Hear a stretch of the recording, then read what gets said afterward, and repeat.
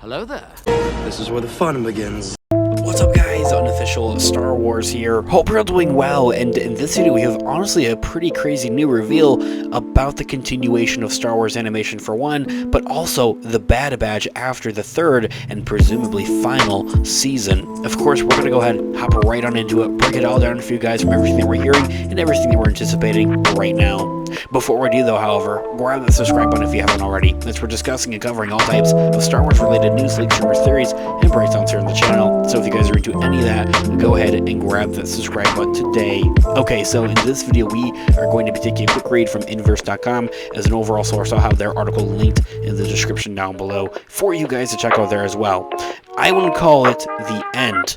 The Bad Batch showrunners reflect on whether this season is truly the end of a 15-year-old chapter of Star Wars history within the Clone Wars saga of things, or era, much rather, of things, throughout the Clone Wars animated show, and now bringing it into the Bad Batch, with its 3 seasons kind of acting as more of a spin-off. The current era of Star Wars animation could be considered a golden age, of course. Since the release of Star Wars Clone Wars movie in August of 2008, my god, I'm old, that was forever ago, the stylized animation covering the prequel era of the Clone Wars and beyond has bridged that gap between the prequel trilogy and, well, then some, building a strong foundation of that's now being used by live-action television shows like The Book of Boba Fett, The Mandalorian, and, moreover, Ahsoka. The last animated show purely about the clones is The Bad Batch, it seems, a Clone Wars spin-off focusing on a ragtag group of defective clones who form a found family with a younger clone, Omega, a young unaltered clone of Jango Fett, as a girl herself. Over the course of 2 seasons, the group has bonded, worked at freelance missions, and have suffered the betrayals and losses of the Empire as the shadow of the Empire grows in covering the galaxy. But after this 3rd season, and presumably the final season, the Bad Batch and, well, the Clone Wars saga with it will presumably end. But to quote Luke Skywalker, no one's ever really gone. Now that live-action sibling shows like The Mandalorian is being launched into a feature film entitled The Mandalorian and Grogu Movie, we just came up with a new update video on that here on the channel. Go check it out after this one. It is possible that the animated universe could only find a similar fate. At least the Bad Batch executive producer Brad Rowe and head writer Jennifer Corbett, my god, I love this duo, haven't ruled out that possibility, and that more Star Wars animation could be on the way, maybe just outside of this idea of the prequel era. Saying that, I would watch that, Brad Rowe tells Inverse.com. Even though this show is ending, both of them would jump at the chance to work on an animated feature, whether it's about the Bad Batch or maybe an animated show about later down the line, about the Mandoverse. How could you say no to that? Jennifer Corbett tells Inverse.com as well. Working on this show and with the entire team, they're just incredible. That sounds like a fantastic idea, and if that does happen, I will watch it. But whether the movie will happen or not, Brad Rowe, the producer, doesn't want to treat this final season of The Bad Batch as the end of the Clone Wars saga. He wants to keep those kind of things separate. So do mind that, and let's follow through with it. A lot of people, a lot of Star Wars fans out there, have been considering the end of the Bad Batch the end of the Clone Wars era entirely. And I think that goes both ways. The Clone Wars era ended with the Clone Wars Season 7, the show itself, respectfully, of course. But at the same time, the era seems to live on with more spin-off shows like the Bad Batch, and that more spin-off shows, as I had mentioned, could be a real possibility that Brad Rowe and Jennifer Corbett would love to take on in the near future in a galaxy far, far away. More shows like Tales of the Jedi continue to rule the Clone Wars era as well, saying that I wouldn't call it the end of the Clone Wars universe, Brad Rowe says.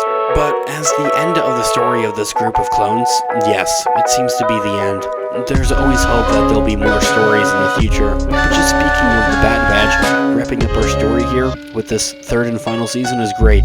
It's a great thing. Ending that quote right there. Brad Rowe and Jennifer Corbett also spoke to Inverse.com about the Bad Batch Season 3, the 2 big cameos that already have been revealed, and also saying goodbye to this newfound family that we know and love as Clone Force 99. As I had mentioned, you guys can find the full article and full interview in the description down below, but let's go ahead and take a read from it. Why they end the show after 3 seasons is the question. Brad Rowe replies with, well, early on, we had high hopes that we could tell a story in 3 seasons, and you never know how things go. as we got into the 3rd season, we knew this was going to be our last one, so we were really excited at that opportunity to be able to hopefully land that plane the way we wanted to, and be able to wrap up our story with these characters the way that we wanted to. Hopefully the fans will enjoy it as much as we do. Ending that quote right there. The next question going on to be, what can fans expect from the last handful of episodes? Jennifer Corbett, the head writer of the show, chimes in with an answer saying that a lot more action, twists, and I'd say a lot of emotion. You're going to be feeling things, I will say that. Ending that quote right there, and Jennifer, you're totally right. Every episode of Season 3 has given me chills, and some have made me tear up. I really can't believe this would be the end of the Bad Batch. Thinking back of how far we've come with these characters, the kind of person that you were maybe when you first started the show back in 2021 with their first season, or maybe when these characters were kind of really first officially introduced in the Clone Wars Season 7. What was going on then? Like, where you were in life, I think, is a very interesting thing to reflect on and think about. Anyway, don't want to get too deep on you guys. Continuing on, the next question posed was there any pressure in wrapping up such an integral part of the Star Wars animation with this show? Jennifer Corbett replies with, oh sure, just being a huge fan of the Clone Wars show, and this being a spiritual successor to it, the pressure wasn't from really anyone else but us, of just wanting to tell a proper story that felt a little different than the Clone Wars, given the time period as well, but also emotionally relatable like the Clone Wars was. I love telling misfit stories, and these are the misfit clone squads that adopt a kid and goes off and finds adventure. The pressure and what we put on ourselves, but we're very happy with how we've been able to end the show, and that we just hope that the fans enjoy it as well. Ending that quote right there.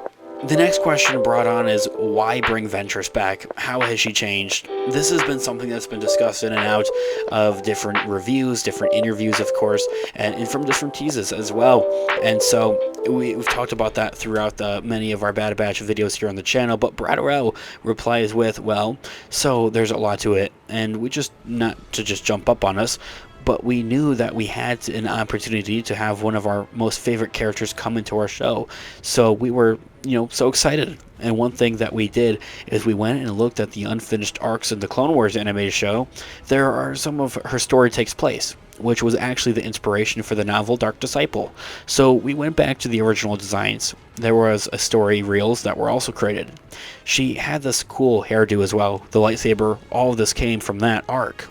And so, in that close discussion with the team, we wanted to honor that look and that feel to the version of interest for the character, even working with Nika Futterman, who's so incredible as Ventress, the voice actress. We talked with her a bunch. Her performance is a little bit different than the last time that you might have saw her in the Clone Wars as well. Some time has passed. So really the big thing for her is why she is so important to Omega's story and for the Bad Batch. And I'm not going to get into those details. You'll have to watch and find out. But that's where all of our storytelling has come from. If we're going to use this really cool character, how does it impact Omega and our characters, the Bad Batch? Ending that quote right there. This all being said, guys, we're going to go ahead and wrap up this video right here. Let me know all of your thoughts and opinions in the comments down below. I would love to hear what you guys are all thinking. Thanks so much for watching today's video. Of course, this has been an official Star Wars. I'll catch you guys in the next one. Have a great one. May the Force be with you as always. Peace out.